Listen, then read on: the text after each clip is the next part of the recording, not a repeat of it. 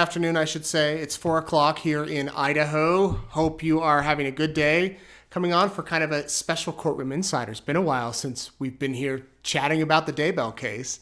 I hope you've been having a good summer. A lot happening in the news, not with this story, but per se, but with other things happening. But so glad you're with me. I was excited to finally sit down last week with Ron Ball, the sheriff currently of Madison County, Idaho, and Vinny Kaaiakamanu, who's the chief deputy.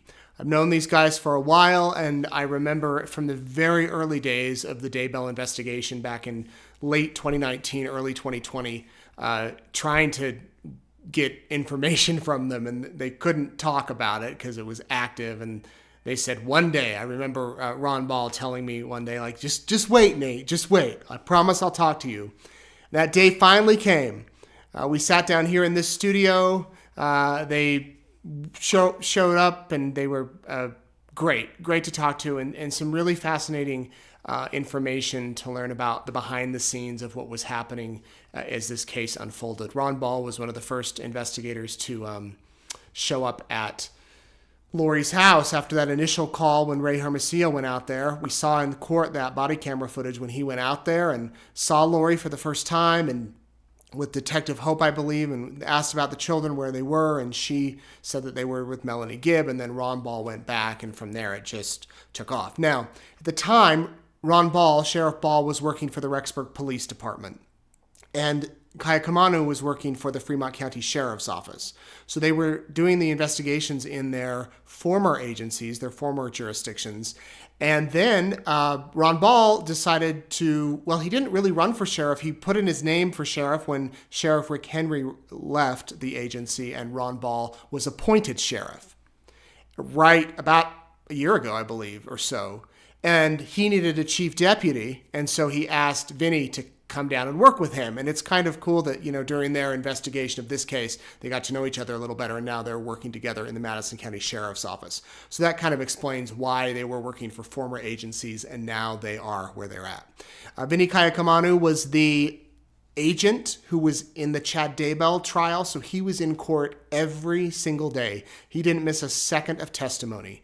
In the first trial, Lori's trial, it was Ray Hermosillo. He was the agent that was in there representing, law enforcement. And in the second trial, it was Vinny. Sheriff Ball never actually testified in either trial. He was subpoenaed. He was ready to go, ready to take the stand if they needed him. He did not, but he was in Boise for much of the trials. And he has an interesting perspective, again, because he was, kind of behind the scenes in all of it, making sure that things were going as planned. So I want to get straight to this interview. Again, we sat down and we chatted, and here we go. Feel free to let me know where you're watching from, and you can comment if you have any questions. We'll try to get to those at the end. But for now, let's go to the interview. Hello, everybody. I'm Nate Eaton, and here in our studio today, we have the Sheriff of Madison County, Sheriff Ron Ball, and Chief Deputy Vince Kaaiakamanu. And these guys are here to talk about the Daybell trial and the Lori Vallow case. When this trial started 4 years ago, or this case, the investigation began, you guys had different titles and you were at different departments. Sheriff Ball was leading the investigative unit at the Rexburg Police Department, and Chief Deputy Kaaiakamanu was working with the Fremont County Sheriff's Office. So congrats on your new positions. Thank you. Thanks. New-ish positions. Thank you. How does it feel to have this whole thing done, at least in Idaho? Breath of fresh air. It's been a long time. I'm glad it's finally over. I'm glad for everybody that was involved in that, all the officers, the prosecutors, just everybody that's involved in this or in that case can now just step aside and just take a deep breath of air and job well done. And it's the result you all wanted. Absolutely. Yep. How does it feel for you? It's awesome. It's like Sheriff was saying, we're done. And during all this, when this is all going on, we also were working other cases. And so now we're done with this, and we can focus on other things going on and continue our work. So for the public that watched the trial, at least Chad Daybell's, it was live streamed, they got to see everything every day. You couldn't, because you were under subpoena. You couldn't be in the courtroom every day and hear it. But you could. You were the one officer out of everybody that was there every day as the agent. Is that what they call it? Yeah. The agent. Yep. What was that like to be in there and see everything from start to finish? The crazy thing with that is on Lori's, I was in the same boat. Mm-hmm. I had to sit out, and Lieutenant Hermosillo was in there the whole time. And so now on the flip side, I'm in there. It's long days. It's great to hear everything. It's something that we went through for 4.5 years, and trying to remember everything is hard. And so just sitting there, being able to look at Chad, look at the jury, it's different. You're getting all that information out, and you're seeing the reactions from both sides. Right. You testified twice, or was it 3 times? Chad's. 3 times in Chad's, and I can't remember, I think once or twice in Lori's. In Lori's, right. You were one of the few that were called again. Okay, I want to go back to November 2019 when Rexburg, you were at Rexburg, you got the call that, well, I guess it actually started in Fremont, didn't it, with the Jeep? You got the report from Arizona to check out this missing Jeep. Yeah. And then a few days later, the JJ missing welfare check comes in for you guys. And that originally went to Hermosillo, right? Correct. But you were overseeing the detective unit. Right. So he goes out there to check on JJ. But I think the first image we saw was the body camera footage when you went back with Detective Stubbs. Right. Yeah. So what was that encounter like for you? At the time, it was just another call, really. I mean, you know, Ray called me and told me there was something, you know, he felt like there was something up with this. Something just didn't seem right. So when Detective Stubbs and I went over there, it was just, you know, you didn't think you were dealing with what this ended up to be. There was some information we did have. You know, we knew about the incident down in Arizona with Alex, the possibility of what happened up in Fremont with Tammy. So we were kind of aware of that. But, you know, it was just going in and talking to Lori and saying, hey, Lori, where's these kids at? While we were in there, I don't know what came across or why it came across my mind to ask that, Lori, tell me about Chad. Or, you know, she'd earlier said that Chad was her brother's friend. And But you knew they were married. I knew they were married. And when she said that, I was like, well, that's a bit odd to ask that question.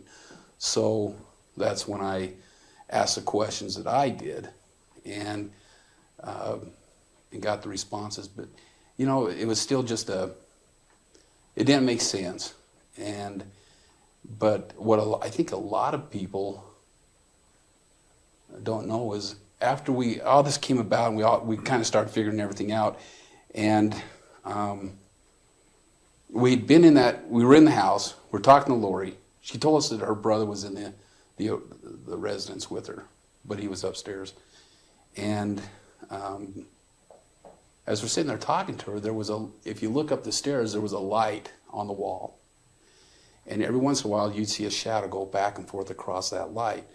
And I figured it was probably Alex up there. I don't know if he was pacing or what he was doing, but there was obviously something going on upstairs. And you just had this uneasy feeling about, you know, what's going on here.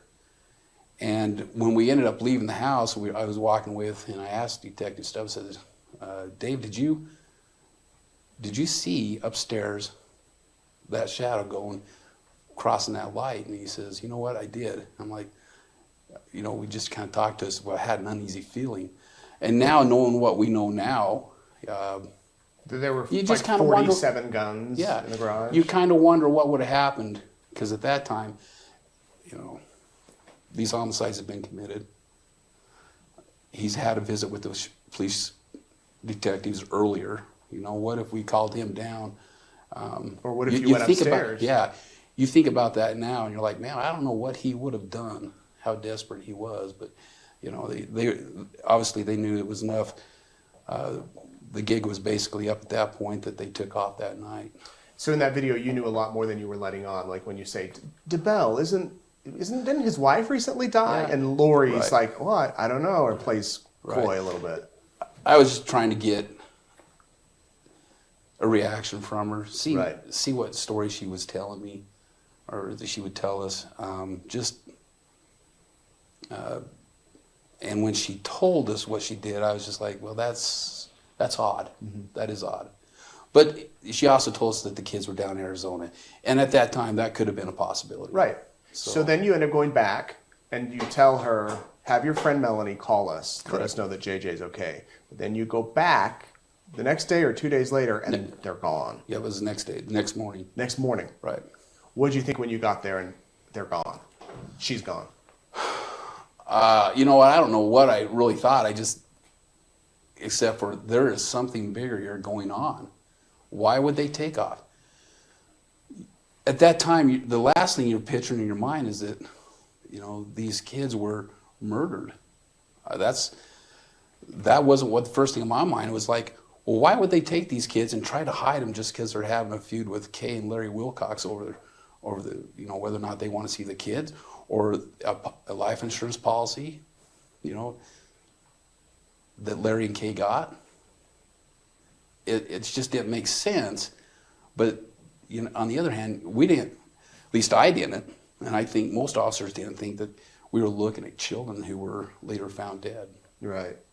So you guys are doing this investigation. Fremont's also investigating Tammy's death, and then you've got Arizona, and then you've got the FBI. You've got all these agencies coming together. And Benny, you're at the time.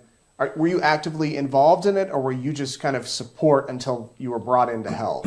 So when all this started off, me and Detective Mattingly were just doing our regular things, knowing that this was kind of going on. And that's when Lieutenant Powell was kind of helping with Rexburg and all that.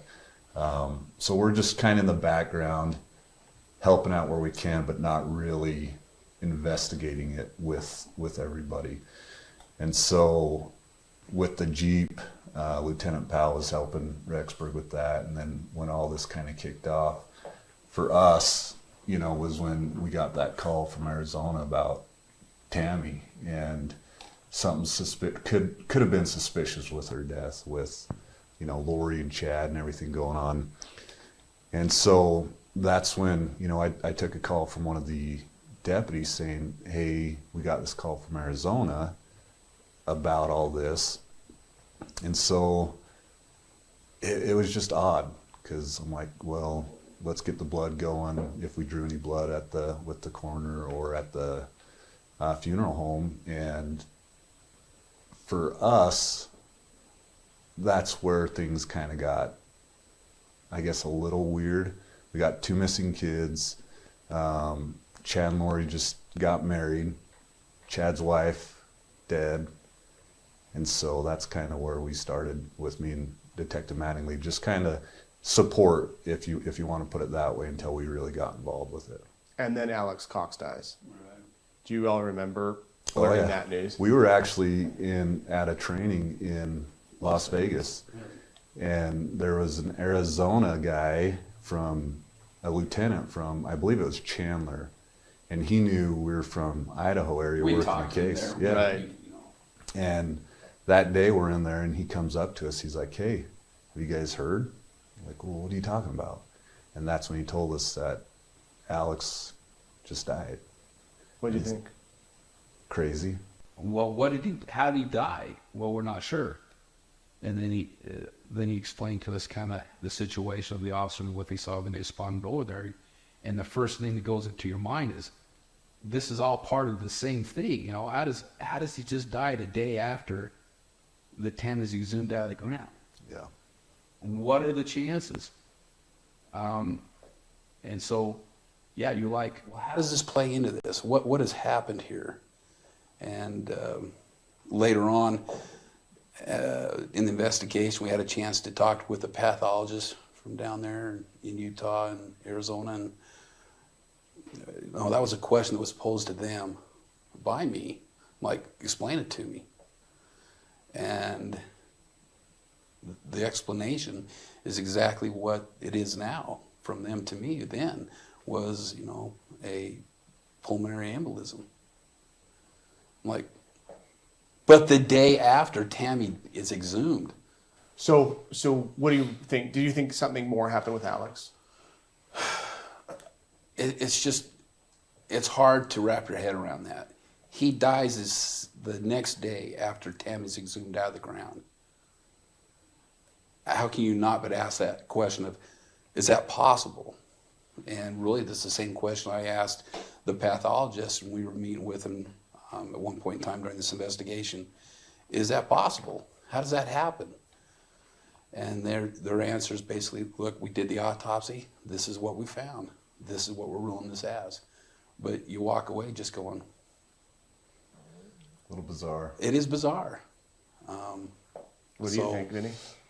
I'm the same. You know, it's hard to go against what the ME rules, but right after Tammy's exhumed, some comments were made to Zulema that she had testified to, and so, you know, he makes that trip to Mexico. I've got some thoughts. It doesn't add up for me, but that's kind of where we are right now, you know? I was in Mexico a few weeks ago. You can get all sorts of Yeah. any drug you want on every corner. Yep. You know, prescription drugs or whatever, which is what he got, right? So, But I also know that the board that they ran, what is it called? The what? Expanded board of toxicology tests that it's one of the biggest ones they've done on anybody looking for a reason. And they couldn't come up with any reason still except for a pulmonary embolism. so he drops dead. You still have Lori and Chad on the loose. Were you ever nervous or worried, like, for your safety? You know, I remember when we were trying to find them and all this stuff was happening and even it was always in the back of your mind a little. But I think as a cops, it's always in your mind just a little bit. You know, we tend to be a little bit more protective of ourselves and our families at home. But yeah, I mean, there was. I remember at that time I was out building a barn behind my house, and I was building a barn with a gun on my hip. You know, you just didn't know. This thing was just so weird and unexplainable, and it was just going off in all different directions that, yeah, I mean, I think myself and other officers involved were taking some precautions. Yeah. Just because Yeah. you don't know, and nobody really knew where they were at that time. Then you find out they're in Hawaii, and you go over to Hawaii with Hermosillo and Lieutenant Powell and some of the other officers. What was supposed to happen during that? It was a Sunday afternoon when they ended up getting pulled over and the car was seized, but that wasn't the original plan, right?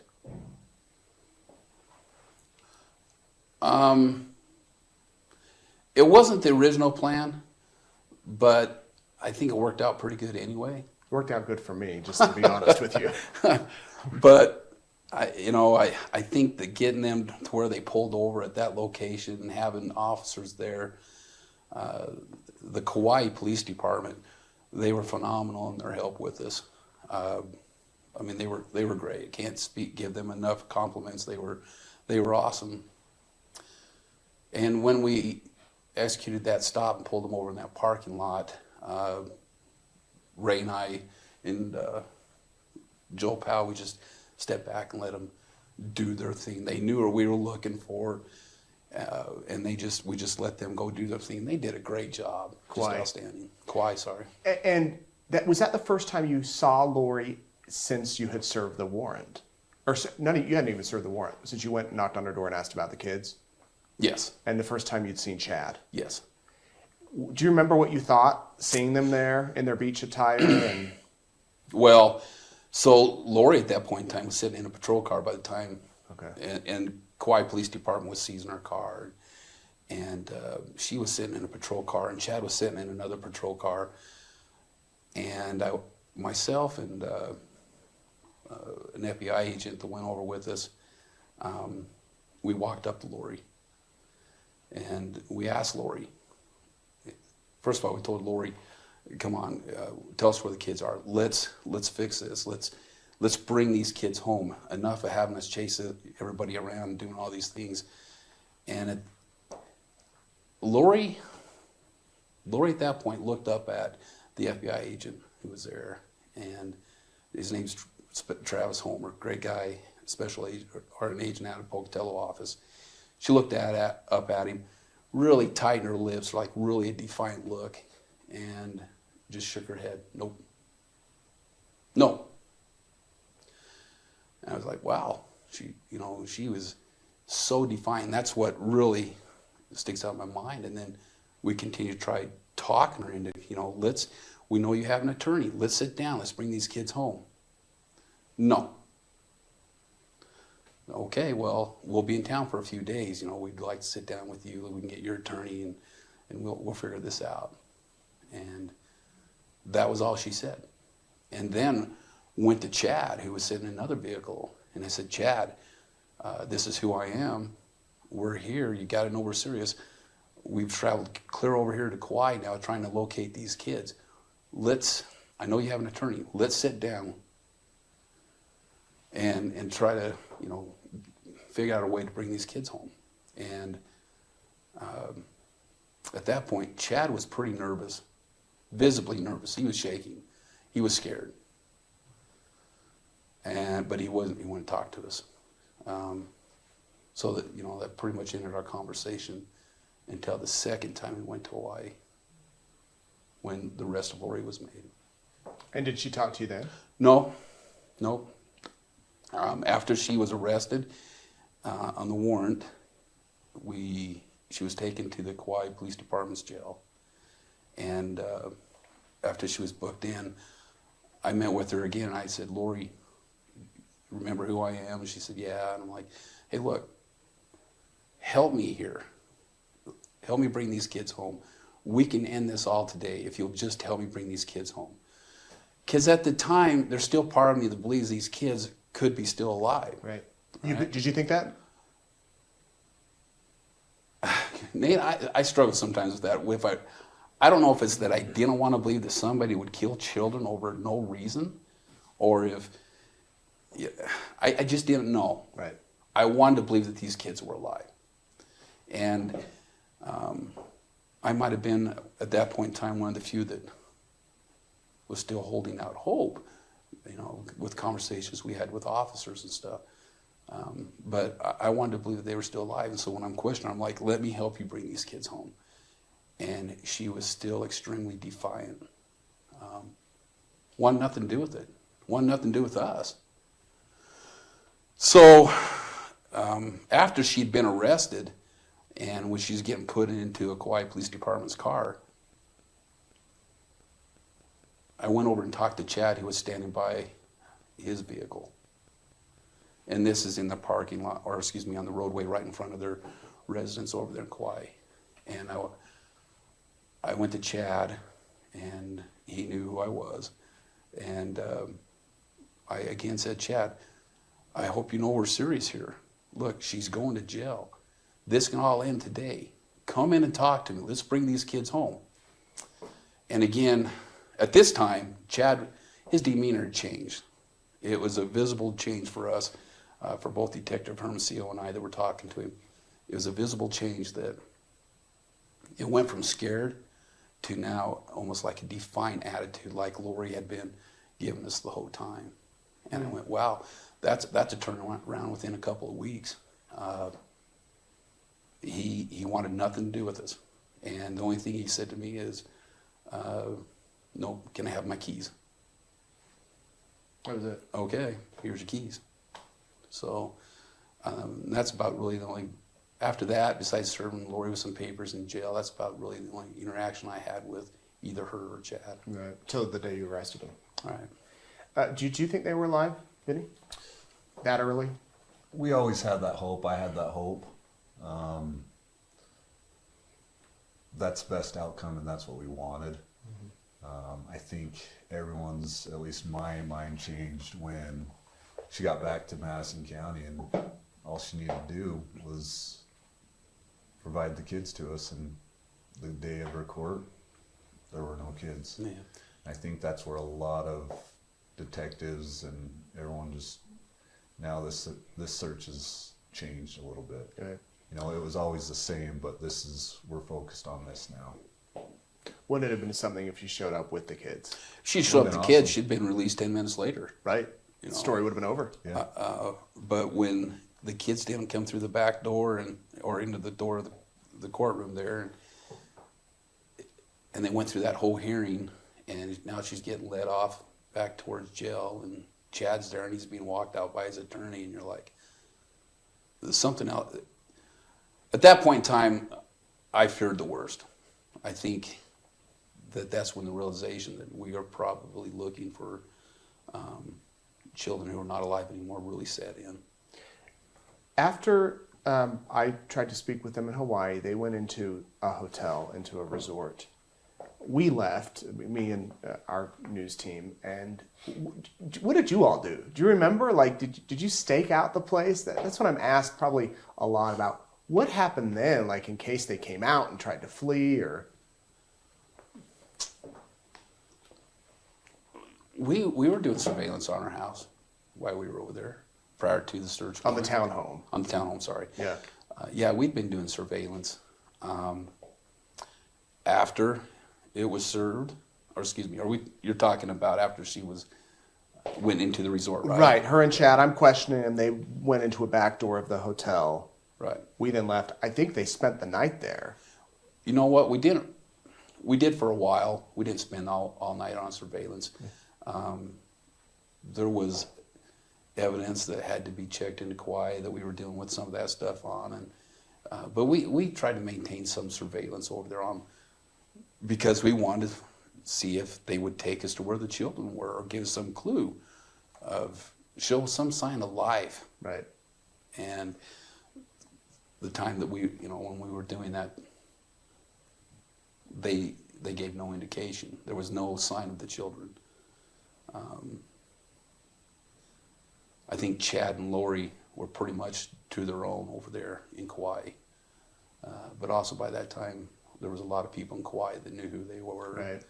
There was actually a lot. I remember going around in Kauai at the airport and other places, and they by that time knew, especially if you're trying to check into an airport and you're from Rexburg, Idaho, and you're police officers, and they know that Lori and Chad are over there. Some of those people I had conversations with Detective Hermosillo and I about, get her off our island, go get her. And they were putting up signs on post, where are Yeah. the kids? I know that the next day too, Dateline, they had tried, Lori and Chad had tried to leave the hotel to go out to the beach.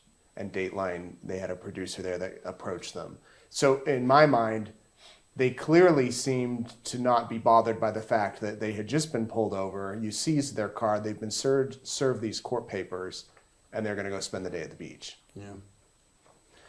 So they're brought back here. Do you remember when they were brought back here in that hearing for Lori at Madison County, beginning of March? There's hundreds and hundreds of people trying to get in there. She comes in the lipstick and shows up. Is that kind of when you thought too, like, again, she clearly could show the kids here and this would not be a thing, but she's actually going to go to jail? Absolutely.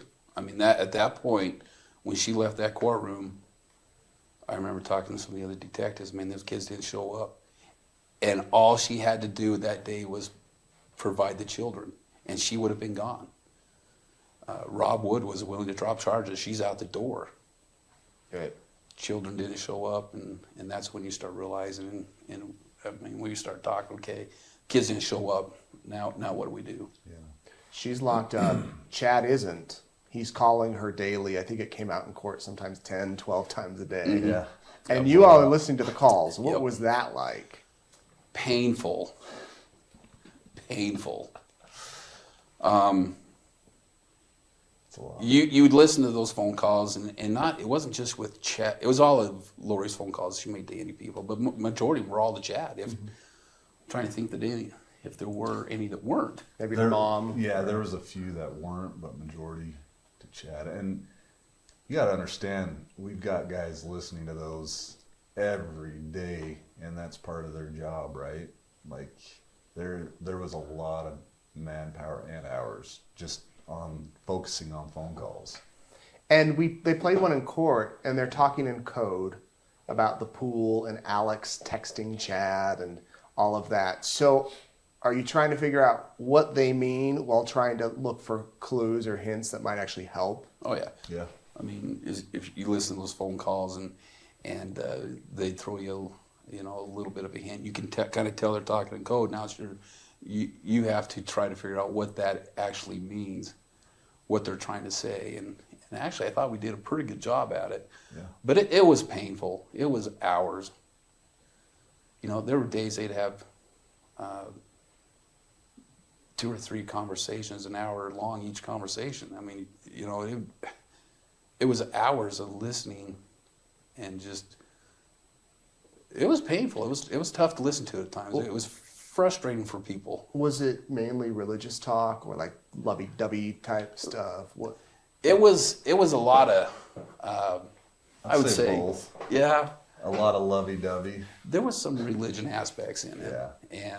but a lot of it was, I love you, oh, you're so sweet, and it just got to the point where you're like, how much more can I possibly take? Did they maintain a feeling of hope in those calls that like this, we're going to be out, we're going to be Yeah. together, like this is nothing? Yep. Yeah. It's all part of the plan.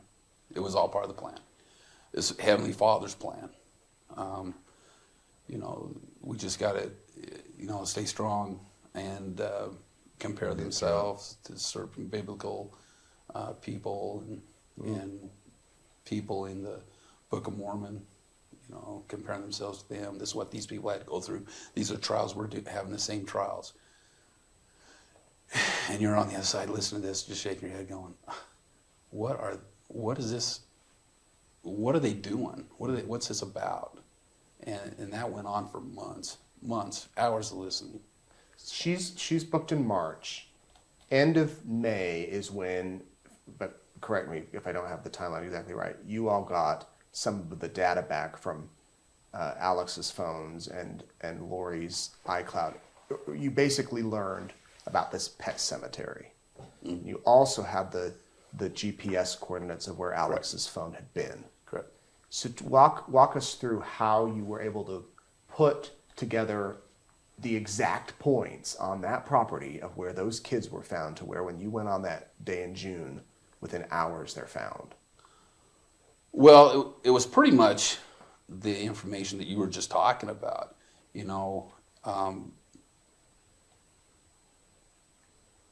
There was a day just prior to June 9th, that the day that we were on the properties from the search warrant, the day we found the children. We had been down, we knew about the pet cemetery, we knew about these locations that Alex had been on the property. We were down in, I believe it was Rob Wood and Turkey Hermosil. Yeah. I don't think you were there. No. We had been down visiting with the Williams and learning more about this pet cemetery. And on the way back, driving, I get a call from Special Agent Ricky Wright of the FBI. And he says, hey, I just was on the phone with one of our analysts, and this is what he told us, or told Ricky, was that the text conversation that he had found about the raccoon, about burning the branches that day, and before the oncoming storm, and at that point I'm like, I've been around enough, and I'm big in the outdoors, that I find it's not impossible to have a raccoon on your property In the day. in that morning. Yeah. But they're a nocturnal animal. And I remember having this conversation with these guys in this car. That doesn't sound right. And then we're talking about the timing of it all. And you're starting to draw a pretty good picture for us, right? So I then called Ricky Wright back and I said, Ricky, check back with Ben, who was the analyst at the time. And I said, find out how many times that phone has been on the property. And, since Alex was here. Right. And he called back a short time later and says, those are the only times. The day before the last sighting of the children. Mm-hmm. And when he said that, I went, we were all in the car like, that's where they are. That's where they are. That we were close anyway. I think we were close to getting a search warrant to get on that property. But that text, in my opinion, that text from Chad Chad to to Tammy put us over the top and got us on that property. Hadn't the focus kind of been Yellowstone though? We were talking a little bit, yeah. with the park investigators. They have, Right. the rangers up there, they have an investigation group. We were talking about things we could do to go up there and possibly look at different locations in the park. Right. And they were even looking at bear trackers and wolf trackers, collared bears, to see areas where animals could be feeding. And we were kind of getting that plotted out with them when this happened. Mm-hmm. And so we kind of moved away from that and concentrated on the field behind Chad's house. And then you're meeting with Jason and Samantha, and you ask where's the pet cemetery, and she says, "Oh, it's right here," What's it there? which is right where the phone had been. Correct. And from there, didn't things happen didn't the timeline get sped up quite a bit to get on that property and do the search? Yeah, it went really quick. I remember when these guys were coming back from talking with Samantha, Ron called and says, Vinny, we need to meet up. Like, we got to talk. And it was about the information he had just got from Special Agent Wright. And I got informed of that, and Rob was getting a warrant off that, plus more information that we already had, right? And it became all hands on deck. Let's get a ops plan together, do a briefing, make sure we have everything together, what we need. The other thing, there's a lot of people that were involved on these 2 days, and trying to get everybody in on the same page is a lot of work. So it went quick. We did a great job at it, I think. But yeah, there was a lot of fast. There was a lot of logistic things that we had to take care of. Yes. Getting the FBI evidence team up here, getting their equipment up here, getting officers, all the Surveillance. detectives, surveillance on the place. The night before we served that search warrant, we had a big meeting at Rexburg Police Department's training facility, and I think I remember counting total people there. There were about 60 people in that room. And at that point in time, we went over the information we had, how we got the search warrant, what we planned for the next day, who was going to do what. I think, if I remember, I was talking up there and said, okay, we're going to meet here this time. Vinny, Detective Hermosillo, Detective Stubbs, and Detective Madley, we're going to go to the house, we're going to introduce ourselves, we're going to serve them with the search warrant. When we get the house secured, we're going to have everybody come over. And that's exactly what happened. So the next day, and then when we got the house secured, we were turning the house over to the FBI evidence team to run their search the way they wanted it. Mm. They're the experts, right? So it's not like you all showed up at once. No, Yeah. no. It was small team in the beginning. Right. The other thing you got to remember too is we're trying to get all these guys together, but you also need to be quiet about it. Right. Right. So we've got 50, 60 guys in there, and everyone's good with keeping things on the down low, but there's always that chance, and it's like, okay, we got to have our briefing, have our meeting, and then we're doing this right away. We're not sitting on it for a couple days or a week. Like, we're getting things lined out and we're going. You did it so the night before, so did you just sleep much that night? Or was it like an excitement, like this could be it? A little bit of both. Both. There was a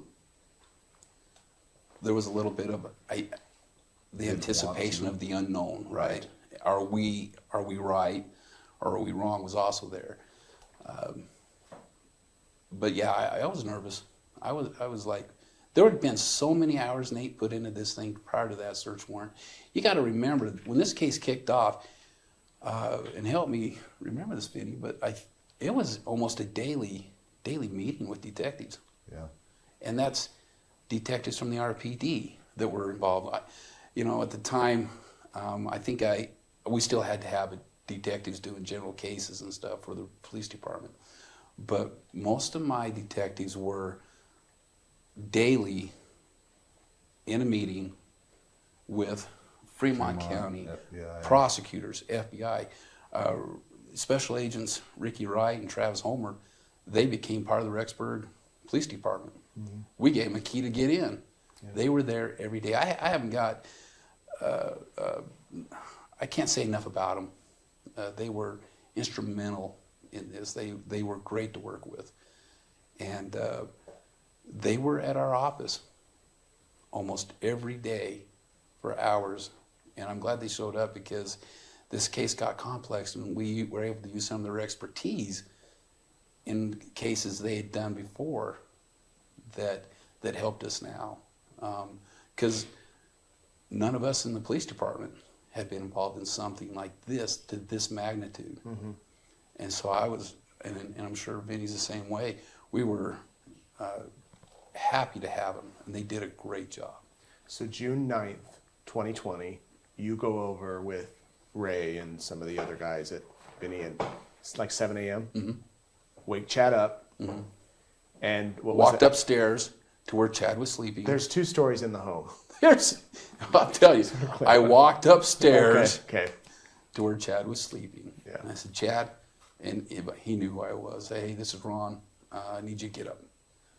And I got some papers I need to serve. We're here to serve a search warrant. Only thing he has, can I call my attorney? Well, yes, you can. So we got him up and we walked him downstairs and put him in the kitchen, and I got him on the phone with his attorney at that time. And the other detectives got the house secured. That time, I think all of his kids were there, weren't they? Emma was over at her place. Emma may not have been. Mattingly and I kind of just stayed outside while you guys went in. So we just got everybody secured in the house, and once that was done, we called for everybody else to come over. So what was your assignment that day, to stay with Chad? No, my assignment was to oversee everything until The evidence FBI team arrived. got there. Right. And your assignment was to keep the house secure? So I went up with these guys, stayed on the outs, and then I was over the surveillance team. Okay. And then once the ERT team got there, there were more assignments given out, and we were assigned where to dig. Right. And also doing our other assignment, right, with surveillance, keeping them updated, where Chad was at all times. Because the point of our surveillance was if Chad were to leave the house, we were going to follow him until we were done with that search of the house and the property. And he goes out and sits in his car. And are you getting updates on what he's doing? The fact he's looking over his shoulder and on the phone? And I was actually out on the road with Ray at one point in time. This time the canines are in the backyard. The canines are doing the first search of the property, the cadaver dogs. And so there was one point in time where Chad is on the phone, and Ray and I are on the road talking about it. He looks nervous to us. He's looking around, rubbing his head, takes his hat off, rubs his head, just looks really nervous. And he's paying special attention to these canine dogs, or the cadaver dogs, where they're looking. But these dogs aren't alerting. And Ray, having been a former canine officer, I've been a former canine officer. And as I'm watching these dogs and he's watching, we're like, we don't see these dogs alerting to anything. Now we're not the handler and we're out on the roadway, but we're not seeing anything. And I remember asking Ray, are we wrong? Are we wrong? Have we done all this and we're wrong? And in the meantime, Chad is obviously nervous. He was in his car. He's out of his car. He was worried. and then they find JJ. Yeah. And were you all like radioed, like we found them? Is No. that how word spread? Or I don't think that's not how it worked. We knew the areas we were searching, and I think Doug Hart, who, is just a great investigator. He'd kind of had, I believe, some experience in looking for Clandestine graves graves, and stuff. So, but I was standing over there near the pet cemetery, and I remember David Stubbs coming up to him and says, "Hey, Ron, you got to come and see this." So he took me over to the tree near where JJ was buried, and we walked over there, and we kind of moved the grass away a little bit, and you could see the outline of basically the grave where the sod had been replaced, and I remember, us having, that's where he is. That is where he is. That's where we're gonna find him. And you're like, at that point, like, wow, is this really happening? Mm-hmm. Is this happening? And You spent 8 months wondering where these kids are. And yep, here he is. Here he is right here. And so at that point, everybody kind of quit what they were doing when we started removing the layers off that grave. And everybody kind of come over to that same area. And as they started removing the layers, and you saw the rocks that were on top, you saw the dirt around it, you saw the board, and you're just, it's hard to express it unless you're there and you're seeing this happen, because you know what the ultimate find is going to be here. You're going to find this little boy in here. But part of you like, is this really happening? And sure enough, it is happening right in front of you. It was... Yeah, there's so many emotions going on. You've worked on this for a long time. You're happy, you're sad, you're excited, you're mad, and then when that cut's made in the plastic and you see his hair right there, I mean, it's crazy. It's hard to explain. Mm-hmm. Emotions are everywhere, and I remember Rob, he's like, "Go get him. Go get Chad." Well, yeah. Nate, there's I don't consider myself a real emotional guy, but there's a couple times during this case where I did get a little emotional. And at the point where you see that, that's JJ in the ground. You found him. This little boy, he's been put in this grave. He's dead. Emotions kind of got the best of me there. And there's really only one other time that it got the best of me. But after we found him, we were kind of getting organized what to do next. And we had surveillance on Chad at the house. And that one of the officers doing the surveillance, I believe it was Rick Schmidt with the police department, he said, or one of the other detectives, it says, "Hey, Chad's leaving in his car." So I yelled at Rob, says, "Hey, Rob, Chad's leaving." And Rob says, "You need to go stop him." So at that point is when Chad drove away, and we had guys go get him and pull him over. And you went. And I went and talked to him. So what was that like? Well, I walked up to Chad and I said, "Chad, we found JJ. I believe we're going to find Tylee. And I know you got an attorney, so, basically not going to ask you any questions. But we are going to detain you for a while. We got your car here." And I said, "What do you want me to go tell your kids?" Because I knew that he'd been over at Emma's house, and he and his kids had been over there. Mm-hmm. And we had this car on the side of the road. And his comment to me was, "Nothing, I already told him I'd probably go to jail today." Mm. And I went, wow, Was he calm? Was he? Oh, yeah. Oh, yeah. He was not calm. Hysterical? Just... No. Same as he always been through the whole trial. No. Yeah, so he said, "I already told him I'm going to jail today." Doesn't look like, the only change in his behavior that I ever seen was when we first met with him in Kauai at his car, and he was scared to death. And then, from the second time on, every time we had any kind of interaction with him, it was always the same. Very little emotion out of him. So he's put in the back of the police car. and we saw some of the camera footage in the trial, Right. where he's talking to his daughter and saying, talking all about finances. Pay this bill. Here's the credit card. Here's this. Here's that. And then he tells her, "I'm probably not coming back." Yeah.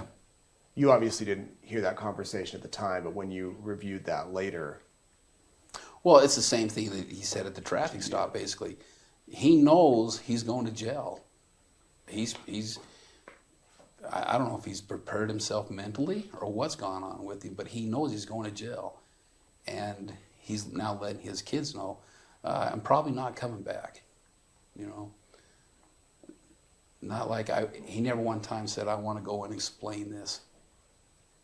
I want to go and tell them what's happening, you know. And I think there's a reason for it, obviously. So then you find JJ, or then you find Tylee. And what was that like? that was, That was same. And hers was, again, it's hard to explain. You know, it's something that as law enforcement or people in general, you never want to see, smell, go through. The guys out there, I mean, it's crazy. They were tough, strong, and having to go through that and do that, it's hard. yeah, It's not fun. But again, it goes back to so many emotions of we spent all this time on this, and we're getting a little bit of closure. And I say a little bit because there's people responsible for this, and now our work's gonna start. Whole new phase. Yep. yeah. But you went to the autopsies. And so did Vinny. Oh, you both did. Yeah. There was Vinny and I and Ray, In the corner. Corner, Rob Wood. Had you been to autopsies before? Oh, yeah. You had. Yeah. Okay. What, of children? Yes. Yeah. Was this one different? Yeah. My, It's- there's certain things about this case that will always stick out in your mind, Yeah. right? And more than other events that happened. That autopsy was something I won't forget. I'm sure it'll always stick in these other guys' minds as one of the things through this investigation that was a step back moment. You're like, wait a minute, what are we just seeing here? You know. So when they brought, you know, they had JJ out there and he was on the table and we were standing on the one side of the room and the pathologist and his assistant were doing the thing. Well, they opened up that bag and we were probably, I don't know, probably 15 feet away or From here a to the little further. wall. You know? It was they got a new facility since then, Yeah. but you're right was- there. I remember when he opened that bag and opened it up, and I couldn't believe what I was seeing. I had to walk closer because I couldn't believe what I was seeing. You know, you're looking at this child, and here's this child with a bag over his head and duct tape, and a lot of duct tape. And then you're seeing the way he's bound. And you know, there was no doubt prior to getting there what this was. I mean, this was a homicide. But you're looking at that, and now you're seeing what kind of a homicide this is. You know, we're seasoned detectives. We can look at it and see just how this child died. We don't need a pathologist. We're looking at it. And I was stunned that this is how this child was murdered, what they did to him. It was a step back moment for me that I won't forget. Yeah, I think everybody in that room, once the ME cut the plastic open, everyone, you could just feel in that room, everyone just took a breath and was like, wow. Even the MEs, you know, we got a homicide. And it's Yeah. horrific. It's, Yeah, And then Tylee, what's left of her? yeah, yep. Yeah, I mean, Tylee was different than JJ's because what was, you know, here you have a body of a little boy.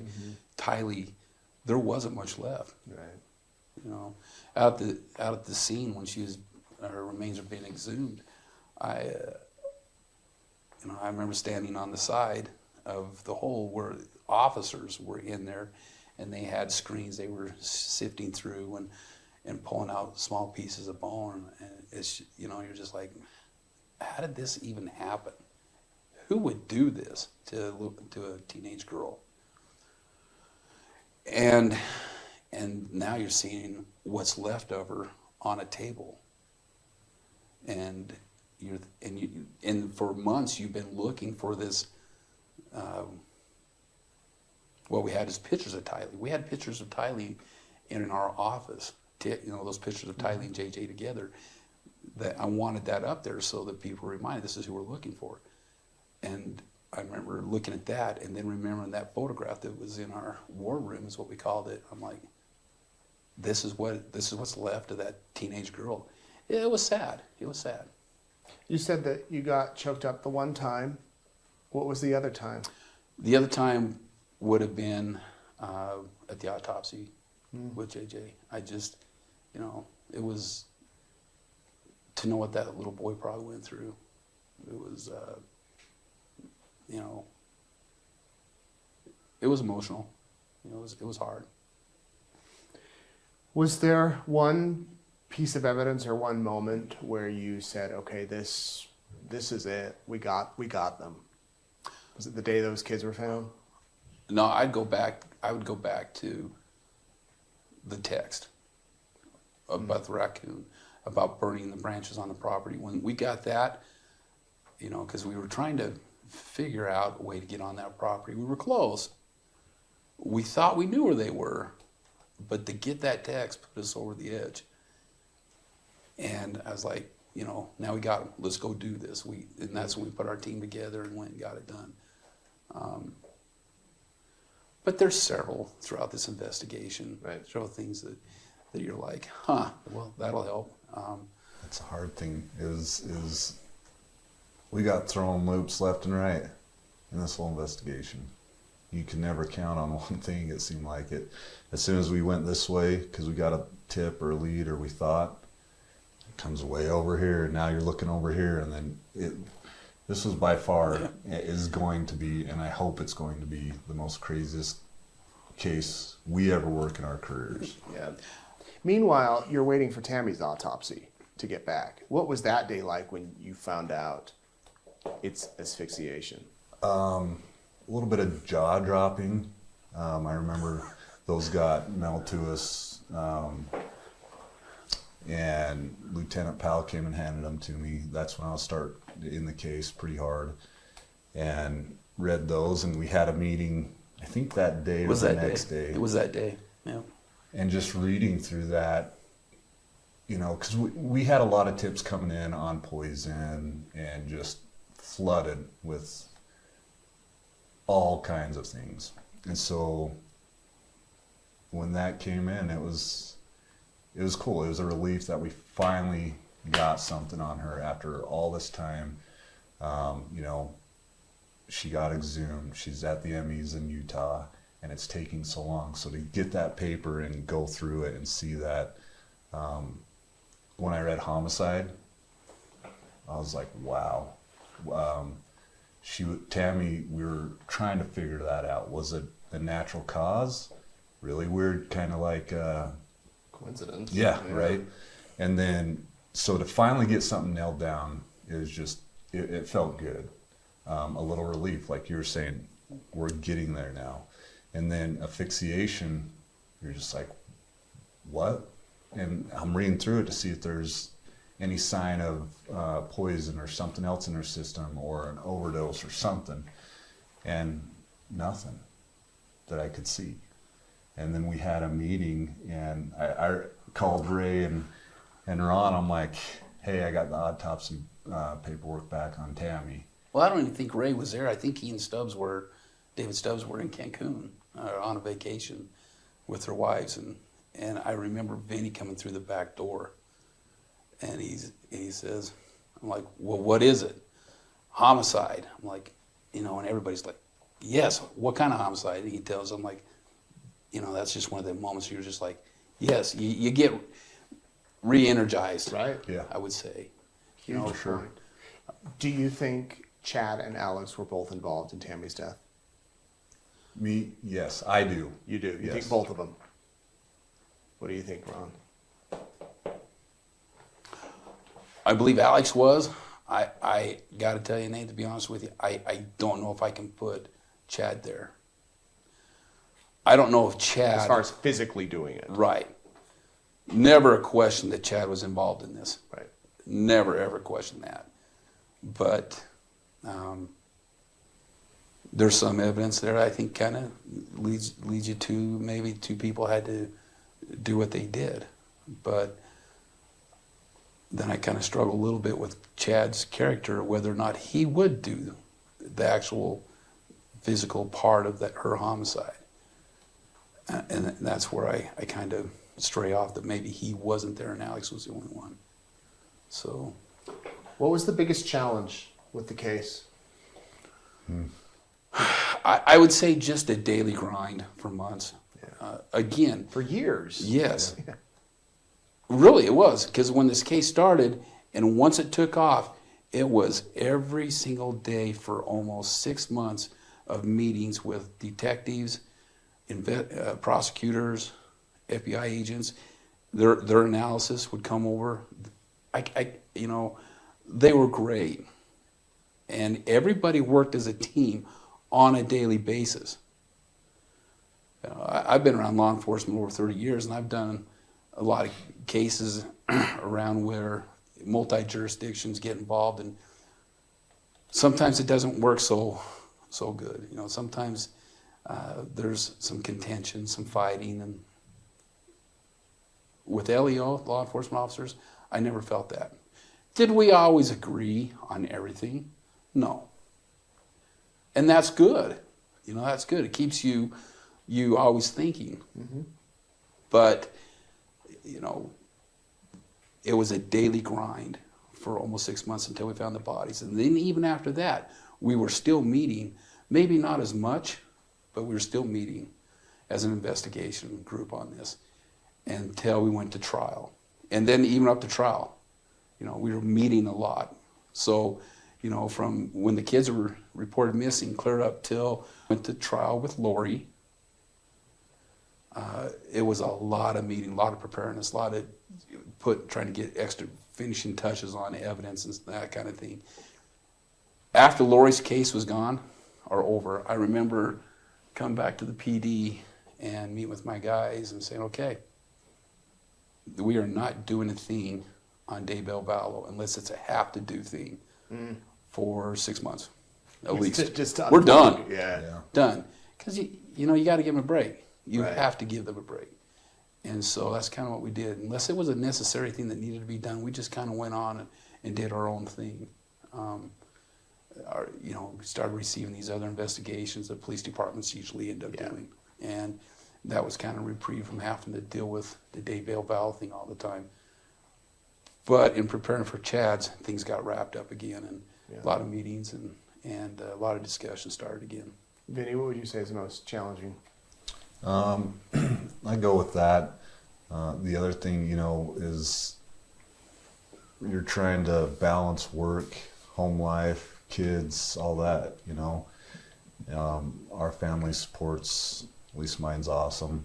I know everyone else is great too. So you're trying to balance all that, plus get extra cases in. Fremont County, at the time, we had me and Detective Mattingly, so we're working other cases on top of meeting day in and day out. But I'd say that, and trying to get all the interviews. In this case, there were so many interviews, and so we're going from, Rexburg to Utah to Arizona, and we get back home, it's like, hey, we got to go back over to Arizona, and it's just a lot. It was nonstop. So There was a huge financial burden. I think you reported on some of this stuff too. It was a huge financial burden, and I will. The city of Rexburg, they knew the importance of finding these kids, and You know, I didn't try to go out and spend frivolously, Right. you know, but it was expensive. Trips to Kauai are not cheap. Right. But I felt, and Ray felt like it was important that we go over there. The back and forth trips from Arizona, there was a couple times we had almost every detective at the Rexburg PD in Fremont County and some special agents out of FBI in Utah or Arizona doing stuff. Right. Yeah. And now you're footing that bill. There was a financial burden, but you know, I never got second guessed on anything by anybody. Their attitude was like ours. Find the children. Where are they at? You know, get this thing solved. And build a solid case. Build a solid case. You mentioned a little bit, Vinny, about the emotional toll, but how did you handle this all emotionally and personally and family? I think it's different for everybody. Everybody handles things different, right?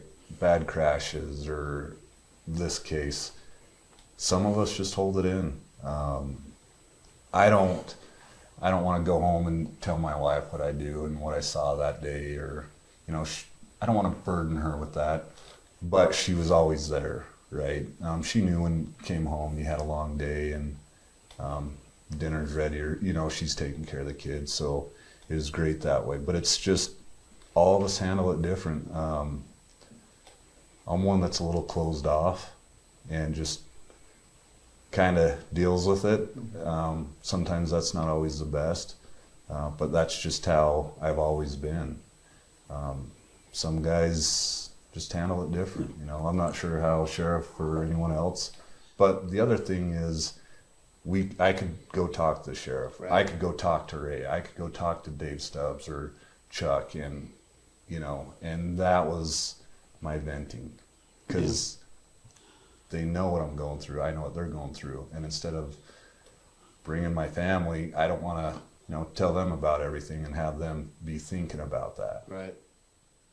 You know, and I agree with Vinny on this, that everybody kind of handles this a little different. I think Vinny or I just have the type of personalities that we can file this back in our mind and only bring it out when we want to bring it out. But some of these guys really struggled with it. I remember a particular time during Lori's trial that we had a detective who had testified who was struggling with it. Got it, you know, he was emotional. And he, even when he got done testifying, he was still struggling with it, you know. And what I like is this group of guys, these investigators who have, you know, spent so much time together and seen so much, you know, as an investigation group with each other, we pick him up and we help him. And, you know, and I think that's the one thing that I'm probably more proud of about this case, besides finding the kids and getting justice for them, and justice for Tammy, is the camaraderie that this group has. And that goes outside the investigation group, too. It goes with the prosecutors, too. We're all now bound by a tragedy that should have never happened. But, you know, we've grown closer, a lot closer, and we learn to depend on each other. So it makes it easy you know, Vinny's at my office all the time now. I talk to Vinny about it, Right. you know, or Ray's a phone call away.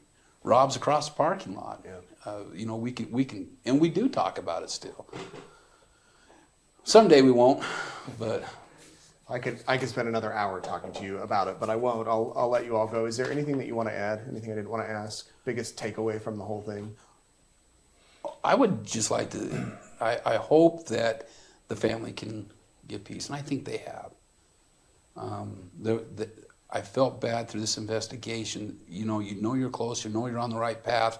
You want to tell them things, give them hope that you're not just sitting on your hands, not doing anything, but you can't just release everybody the information that you're doing, right?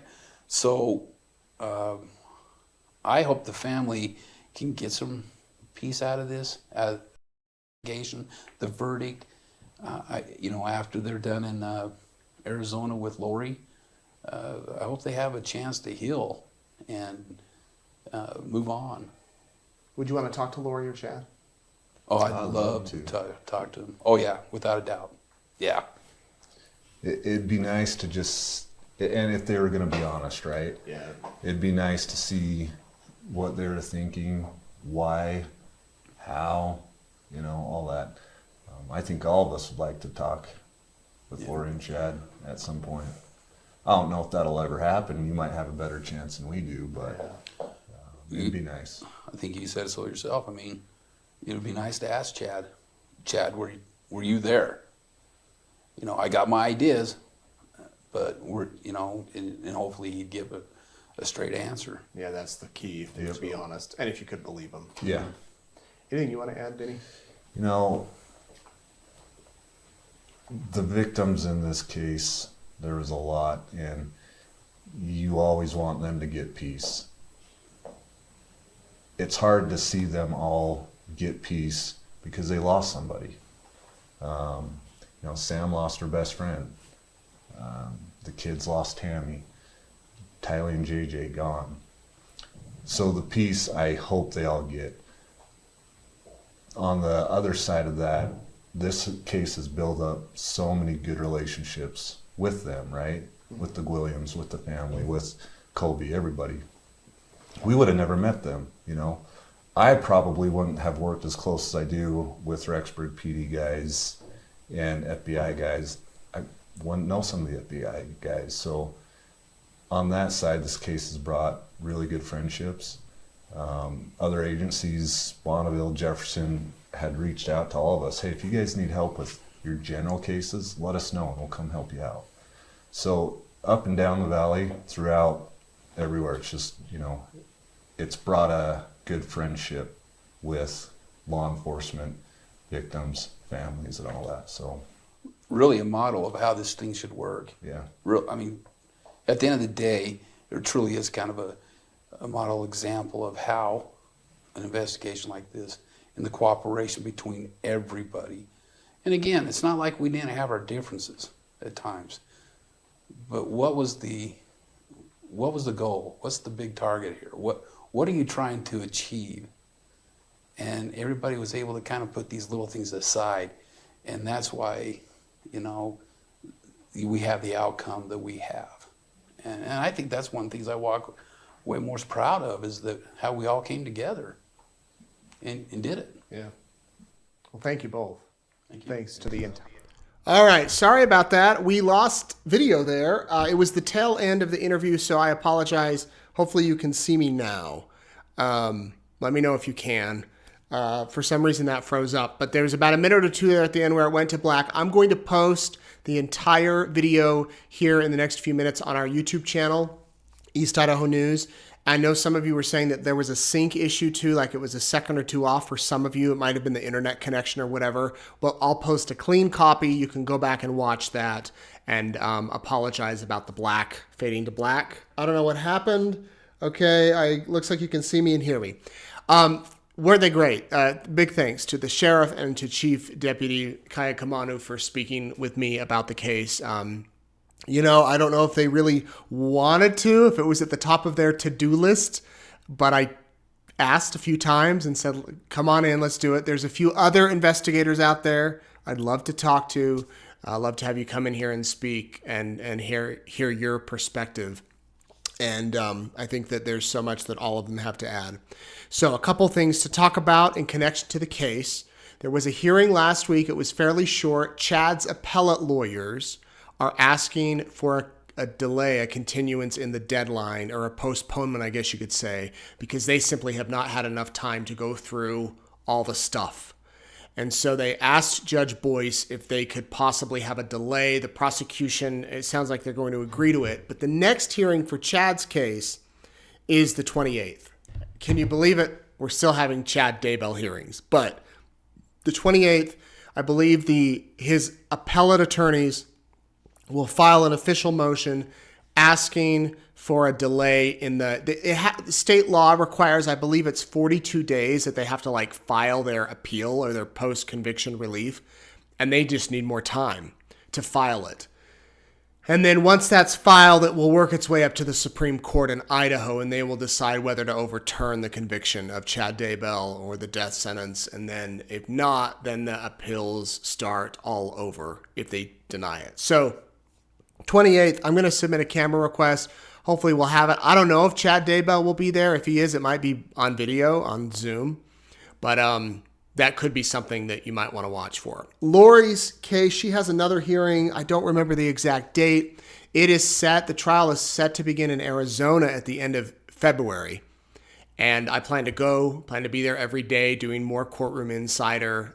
Doesn't sound like she's in any position to do a plea deal, which you would think maybe at this point she would. She misses Idaho, wishes she likes the prison better in Idaho than in Arizona. And you would think that she would want to come back here if that's what she wants. But and she could do that by just pleading guilty, if you think about it, because she's not going to get the death penalty there.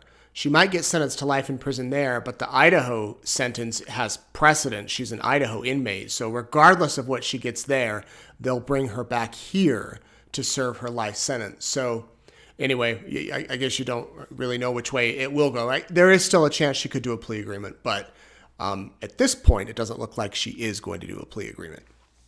Chad's house. The property sold. I put up on Facebook on Friday that I'll read you for those of you that didn't see it.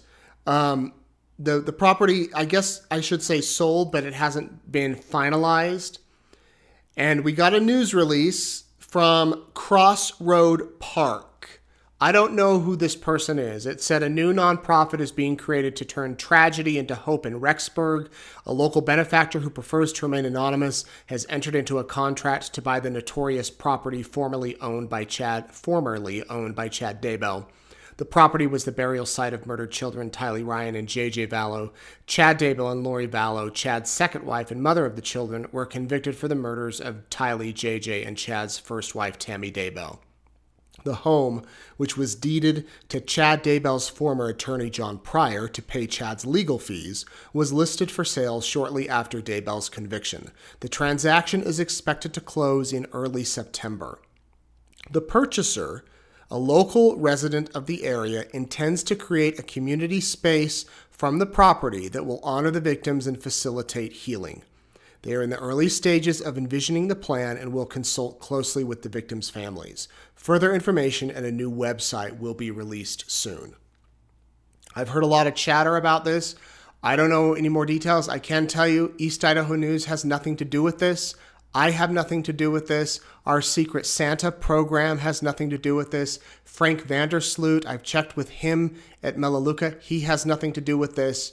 I'm putting that out there. There's apparently been a lot of speculation online that somehow we were involved in this, but we were not, other than reporting on it. But that's what I know. And I've reached out and asked if whoever is behind this could give us a little bit more information. I think in the next few weeks we'll have some, once the sale officially closes, that we'll have some details about what's going to happen at that property. But apparently the kids have moved out of the home, and they are, I guess we'll see. I guess we'll see what happens with the property. I don't know enough more to comment on it, but that's where it stands for now. So there's the update. Big thanks again to Sheriff Ball, to Chief Deputy Kaaiakamanu for coming in and talking about the case with them. If you've missed any of our prior interviews, you can watch them all on our YouTube channel. We've gotten a lot of the main investigators and the attorneys. I am still hoping to talk to John Pryor. I know that many of you have emailed me asking if he will do an interview, and the invitation's there. He has not responded to me or any other media that I know of, at least, and done any interviews. He's kind of gone quiet and gone into hiding, you could say, at least hiding from the cameras. And then, yeah, I think that's it. Okay, I think that's all for tonight. Thank you again for watching. I hope you have a good night. I don't know when the next Courtroom Insider will be. If we have some interviews here in the next few weeks, we might start it up again. There will be some interesting upcoming interviews that I have, though not associated with this case, but with other cases that involve crime that to me are pretty fascinating, that aren't talked about a lot. But some other cases from here in Idaho and the nearby states that I'm looking into, and hopefully I can bring you those reports soon. Okay, headed home. Time for dinner. Hope you have a good night. We'll see you later. Bye.